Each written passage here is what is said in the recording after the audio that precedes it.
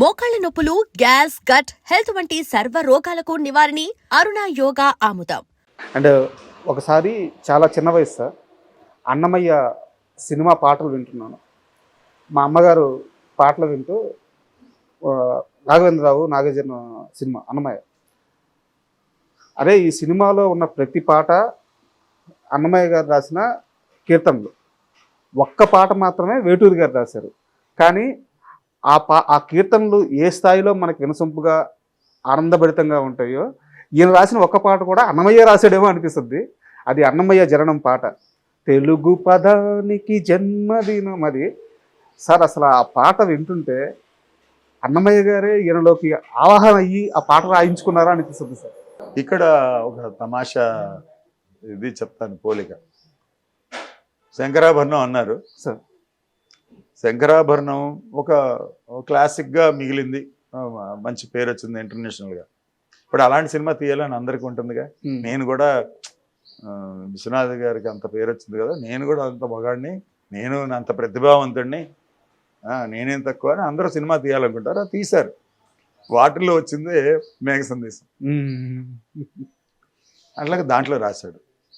అలాగే అదే సినిమాకి మన శంకరాభరణకి పనిచేసినటువంటి జంధ్యాల గారు ఆనంద భైరవి సినిమా తీశారు. ఇది డ్యాన్స్ క్లాసికల్, దాంట్లోనూ రాశాడు. దాంట్లో మళ్ళీ దేవులపల్లి గారు పాతది వాడుకున్నారు. వేరే మంగళంపల్లి వారు రాశారు పాట. మిగతా 4-5 పాటలు ఫాదర్ రాశారు. అట్లాగే ఇదే కోవలో అన్నమయ్య కూడా వస్తుంది. అట్లాగే అదే టైంలో త్యాగయ్య అనే సినిమా తీశారు బాపు రమణ. పెద్దగా జనానికి గుర్తుండకపోవడం, అది కొంచెం ఆర్థికంగా పెద్దగా ఆడలేదు కాబట్టి గుర్తుండకపోవచ్చు. ఈ 4 సినిమాలు, శంకరాభరణం, త్యాగయ్య, మన మేఘ సందేశం, ఆనంద భైరవి, ఈ నలుగురు ప్రయత్నించి ఆ సినిమాని మ్యాచ్ చేయాలని, వాళ్ళు కూడా అంత మంచి పేరు తెచ్చుకోవాలని ప్రయత్నించినటువంటి సినిమా అండి. ఈ 4 ఒక విషయం ఉంది, విశేషం ఏంటంటే మా ఫాదర్ ఒక్కళ్ళే ఈ 4 సినిమాల్లో పనిచేసింది. బాలసుబ్రహ్మణ్యం గారు మేఘ సందేశంలో పాడలా, మ్యూజిక్ డైరెక్టర్స్ వేరే మ్యూజిక్ డైరెక్టర్స్, సుశీల్ గారు అన్నిట్లోనే పాడలా. ఒక సంగీత పరంగా టెక్నీషియన్ ఒక్కడే మా ఫాదర్ ఈ 4 పనిచేసింది. అదొక అపూర్వమైన గౌరవం. ఇది పక్కన పెడితే వాగ్గేయకారులు అనేటువంటిది ఇది తీసుకుంటే ఇది ఒక అదృష్టము. త్యాగయ్య గారి సినిమాలో పాటలు రాశారు. త్యాగయ్య గారి భార్య పాటలు, అంటే త్యాగయ్య గారి పాటలే ఉంటాయి, కానీ తన భార్య పాడేది ఆయన రాయలేదు కదా. అవును, ఆవిడ భావజాలంలో ఈయన 2 పాటలు రాశారు. అట్లాగే మా అన్నమయ్య, మీరు చెప్పిన అన్నమయ్య దాంట్లో ఆయన వాగ్గేయకారుడు, ఆయన దాంట్లో పాట రాశాడు. తర్వాత రామదాస్ గారు దాంట్లోనూ రాశాడు. ఈ మూడిట్లో, ఈ 3 వాగ్గేయకారుల సినిమాల్లోనూ రాసిన ఏకైక వ్యక్తి మా ఫాదర్ సార్. అది మనం అనుకుంటే ఎవరు అనుకున్నా దొరకదండి. అది భగవంతుడు ఇచ్చినటువంటి ఒక అవకాశం సార్, ఎవరు కోరుకునేది కాదు. అంతే, నేను త్యాగయ్య గారి సినిమాలో పాట రాస్తానంటే ఒప్పుకుంటాడా డైరెక్టర్? కాదు, అవకాశం ఉండాలి. అట్లాగా అన్నమయ్య సినిమాకి ఈ పాట వరకు ఒక చిన్న కథ ఉంది. అన్నమయ్య సినిమా మొదలెడుతున్నారు, దాంట్లో 3 పాటలు రాశారండి ఫాదరు. అంటే ఫైనల్గా ఉన్నది మొదలు పెట్టారు, ఇలాగా పాట రాయాలి అన్నమయ్య మీద, టైటిల్ సాంగ్ ఆయన జననం గురించి అని. సరే ఏమిటి కాంటెక్స్ట్ ఏంటి అంటే, నందకం అనే ఖడ్గము అన్నమయ్యగా జన్మించింది అని చెప్పాడు మా ఫాదర్. నేను రాయనన్నాడు. నాకు తెలిసినటువంటి అన్నమయ్య చరిత్రలో నందకం అనే ఖడ్గము లేదు, ఖడ్గము అన్నమయ్యగా పుట్టడము లేదు. నేను ఎప్పుడూ వినలేదు ఆ మాట.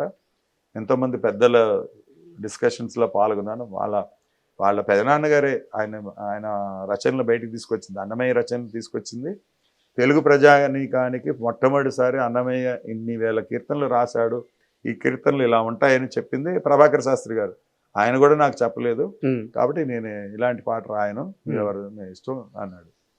ఇక వీళ్ళకి ఏం చేయాలో తెలియలే, ఎందుకంటే అటువంటి పాట రాయటానికి ఆ రోజుల్లో ఈయనొక్కడే సార్, పెద్దవాళ్ళు లేరు. ఆర్ద్ర గారు లేరు, ఆత్రేయ గారు లేరు, అంతకు ముందు వాళ్ళు లేరు. సో ఈయనొక్కడే రాయాలి. ఇంకా తప్పని పరిస్థితుల్లో వాళ్ళు ఏదో వెతికి భారవి గారు అనుకుంటా ఆయన చెప్తే ఎంత చెప్పినా వినలేదు. 15-20 రోజులు అయిపోయింది, ఆయన ముందుకెళ్ళటం లేదు, రావద్దు అంటున్నాడు. భారవి గారు తిరుపతి లైబ్రరీలోనే ఎక్కడో ఒక పుస్తకం పట్టుకుని దాంట్లో మెన్షన్ చేసిన దాన్ని తీసుకొచ్చి ఈయనకి చూపించాడు. ఓకే. ఏమండి ఇలాగా టీటీడీ లైబ్రరీలో వచ్చి పుస్తకం తీసుకొచ్చాను, దీంట్లో దాంట్లో ఫలానా చోట ఉన్నది అని చెప్పి ఆయన చదివి, సరే ఇక తప్పని పరిస్థితుల్లో రాశాడు ఆయన. ఓకే. ఆయనకి ఇష్టం లేదు. ఎందుకండి అని అడిగాను నేను. అంటే ఆయన ఒకటే అన్నాడు, ఖడ్గానికి ఎటువంటి సాహిత్య గోబాళింపు ఉండదు, అది బ్లంట్ ఇన్స్ట్రుమెంట్. అంటే మనిషిని చంపటం కానీ ఒక శిక్షించడం కానీ చేసేటువంటి ఇది, అదే చక్రమైన గదైనా ఉంటుంది కానీ సంగీతంతో సాహిత్యంతో ముడి ఖడ్గానికి లేదు శాస్త్రపరంగా, అందుకని నేను డినై చేశాను ఆయనని. ఆ అబ్బాయి మన భార్య గారు తీసుకొచ్చి ఇట్లా పుస్తకంలో ఉంది, పాత పుస్తకం ఇలా ఉందని చెప్పారు, రాద్దామని ఇప్పుడు మొదలెడుతున్నానని చెప్పి అప్పుడు రాశారు. అందుకనే ఆ పాటలో అందం మీకు ఎలా ఉంటుందో, ఒక ఖడ్గానికి మానవాకృతి ఇవ్వటంతో పాటు సంగీత సాహిత్య గుబాళింపులు అద్దాడు ఆయన. ఆ పాట యొక్క విశిష్టత ఏంటంటే మీ వర్ణన ఏమిటి, శివుడి దగ్గర నుంచి కైలాసము, తుంబుర నారద మహతీ నినాద అని చెప్పి సప్తర్షులు, అంటే ఎంతో కల్చర్ని ఆ ఇన్స్ట్రుమెంట్కి ఆపాదించుకుంటూ వెళ్ళటమే ఒక పాట. ఆ ట్రావెల్లోనే అద్దాడు. అది అద్దాల్సి వచ్చింది, అందుకనే అది గొప్ప పాట అయింది సార్. ఆ ఖడ్గానికి అన్నమయ్య రూపాన్ని తీసుకొచ్చేటువంటి ప్రభావాన్ని ఆయన రాశాడు కాబట్టి అంతమంది. అండ్ ఎంత రాశాడు ఆయన శృంగార కీర్తనలు, అందుకని అప్సరసలు డ్యాన్సుల నుంచి తీసుకొస్తాడు దేవేంద్రుడి సభలో. ఆయన యోగి, అందుకని సప్తఋషులు అన్నాడు. ఆయన ప్రణవం అంటే వేదాంత తత్వం, అందుకని శివుడిని తీసుకొచ్చాడు. ఇవన్నీ ఆయన అన్నమయ్య రచనల మీద ఆయనకు ఉన్నటువంటి ఇంట్రెస్ట్తో అన్నమయ్య లక్షణాలు ఎవరికి తెలియనివి కూడా ఆయన ఆ మాటల్లో పొదిగి ఇది అన్నమయ్యాడు అంటాడు. ఇది ఒక దర్శకుడు ఒక నిర్మాత అడిగితే వచ్చేది కాదు సార్, వాళ్ళకి తెలియదు కదా. స్వతహాగా ఆయనకు ఆ పట్టు ఉండాలి, ఆ ఇష్టం, ఆ ప్రేమ. ఆ ఒక్క పాట గురించి మాట్లాడుకుంటే ఒళ్ళు పులకరించిపోతుంది. ఇప్పుడు ఒక చిన్న తమాషా చెప్తాను. నరుడు బ్రతికి నటన ఈశ్వరుడు తలపు ఘటన అన్నాడు. ఇది ఎక్కడి నుంచి వస్తుంది? అన్నమయ్య గారి కీర్తన ఒకటి ఉంది, నానాటి బతుకు నాటకము కానక కన్నది కైవల్యము. ఓకే. అది అవపోసన పడితే, అన్నమయ్య తత్వాన్ని అవపోసన పడితే ఆ ఫీలింగ్ మనలో ఉన్నప్పుడు జీవితం అంటే ఏముందిరా నటన తప్ప, అంతే కదా, మనంతా వీఆర్ జస్ట్ పపెట్స్ అని అదే అన్నాడు అక్కడ. నరుడు బ్రతుకు నటన ఈశ్వరుడు గట్టు తలుపు ఘటన అన్నాడు. అదే భావాన్ని ఈయన ఇంకొక పొయిటిక్ లాంగ్వేజ్లో ఈయన చెప్పాడు. కానీ తత్వం వాళ్ళ దగ్గర నుంచి తీసుకోవాలి, ఎందుకంటే వాళ్ళు అంతగా ఆయన అన్నమయ్య సాహిత్యాన్ని, త్యాగరాజ స్వామి సాహిత్యాన్ని, వాళ్ళు కొలిచిన దేవుళ్ళు కానీ రాముడన్నా ఈశ్వరుడన్నా కృష్ణుడన్నా వాళ్ళ అవతార తత్వాన్ని ఈయన ఆకలింపు చేసుకున్నాడు. కాబట్టి ఈ సిచ్యువేషన్ వచ్చినప్పుడు డైరెక్టర్స్ ఎవరు చెప్పలేరు, ఇలా రాయమని చెప్పగలిగే దర్శకులు ఉంటే తెలుగు సినిమా ఎప్పుడో బాగుపడుతుంది. ఈ సినిమా నేను ఒకటి కొంచెం హార్ష్గా ఉన్న ఒక మాట చెప్తానండి. అందరూ అనుకుంటారు దర్శకులు చాలా పండితులు, చాలా గొప్పవాళ్ళు, మేధావులు అని. ఎవరు కాదండి.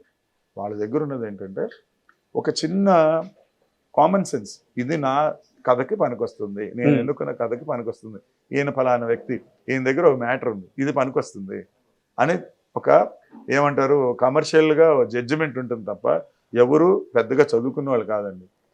మీరు ఎంత గొప్ప డైరెక్టర్ పేరు తీసుకున్నా, ఎక్సెప్ట్ ముళ్ళపూడి వెంకటరమణ గారు సాహిత్యంలో బాపు గారికి ఆయనకి ఆల్మోస్ట్ ఆయన మంచి పాండిత్యం అబ్బింది తప్ప మిగతా ఏ డైరెక్టర్కి పూర్వకాలం నుంచి లేదండి.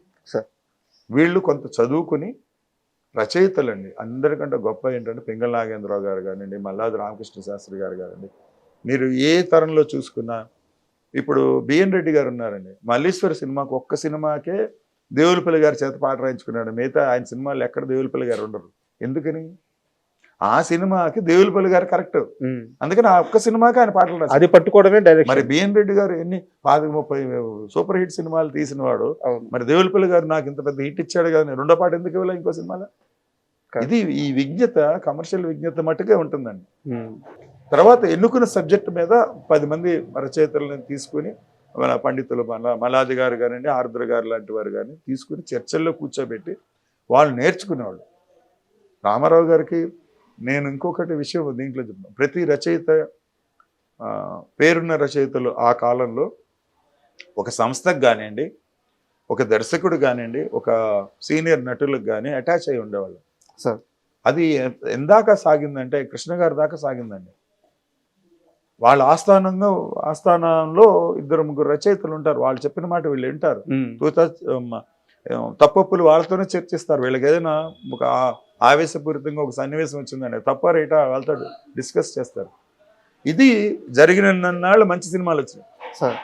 అంటే క్లాసిక్స్ మనం వాళ్ళ కూడా మనం 10 మంది పాడుకుంటున్నారు, సినిమాలు చూస్తున్నారు, చెబుతున్నారు, గొప్ప దర్శకులు అనుకుంటున్న వాళ్ళందరి సినిమాల్లోనూ ఈ రచయితలు ఉన్నారండి.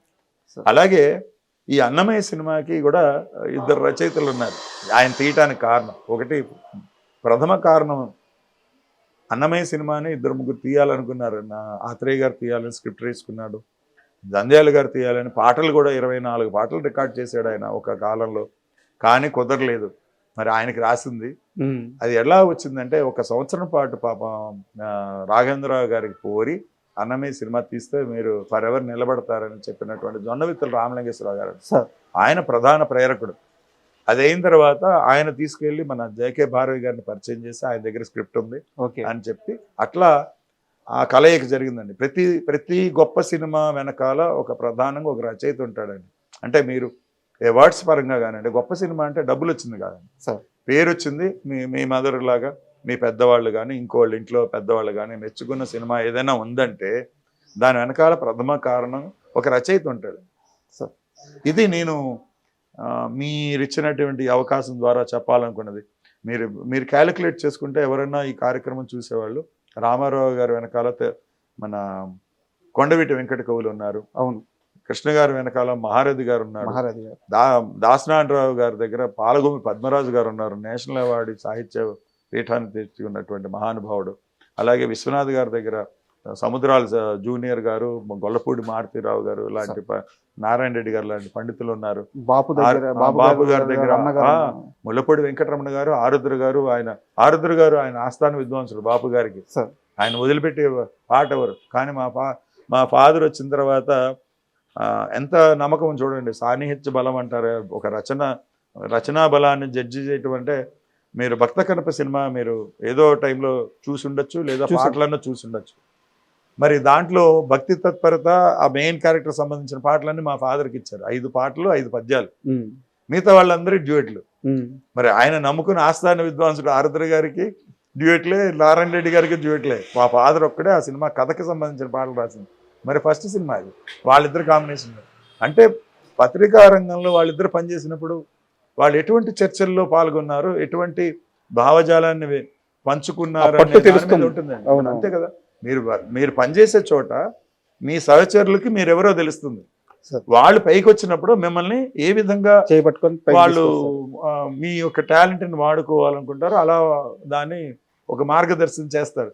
అదే రామారావు గారి దగ్గర నుంచి మా ఫాదర్ జరిగింది. ఎందుకంటే ఈ చర్చలు, పచ్చిమిరపకాయ బజ్జీలు తినడం ఒకటే కాదండి, దాంట్లో ఉండే సరసం కూడా ఉంటుంది కదా. ఆ కార్యక్రమంలో సాయంకాలం పూట ఒక 2 గంటలు 3 గంటలు ఆయన పనిలోంచి బయటకు వచ్చి ఒక ప్రాంతం మా ఫాదర్ ఉన్న చోటుకి వచ్చి పచ్చిమిరపకాయ వేసుకుంటున్నారంటే ఏదో సాహిత్య చర్చ ఏదో జరుగుతూ ఉంటుంది. అవును. And for more videos, please subscribe to iDream. Please subscribe to iDream. Please subscribe iDream. And please subscribe to iDream. For more videos, subscribe to iDream. please like, share and subscribe to the channel. Congratulations, iDream. Subscribe to iDream. Subscribe to iDream. So subscribe to iDream Media. iDream ki iDream team andarki huge congratulations. Please subscribe iDream Media. Please subscribe to iDream. Subscribe iDream. Please subscribe to iDream. iDream అంటే నా కళల channel subscribe చేసుకున్న నోరు తిరుగుతలేదు, మీరైతే గంట గుర్తు కొట్టండి. For more such videos, please subscribe to iDream. Subscribe to iDream. Please subscribe to iDream. Please subscribe iDream Media. Please do subscribe to iDream. Please subscribe to iDream Media. For best entertainment and information, please subscribe iDream. And don't forget to subscribe to iDream.